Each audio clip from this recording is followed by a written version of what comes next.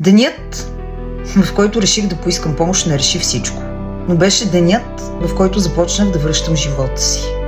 Ако ти или някой, когото обичаш, се бори с зависимост, знайте, че не сте сами. Ако смяташ, че трябва да изпратиш това видео на някой, непременно го направи. Може би ще промениш живота му. Очаквам вашите коментари, позитивни и негативни, както винаги, под видеото и на лични съобщения.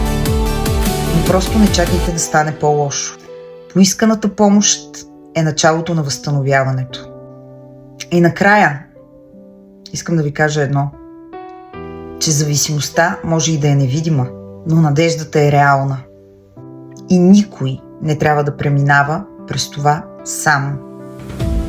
Ако това видео ти е харесало, дай ми един лайк и последвай моят профил за още подобно съдържание.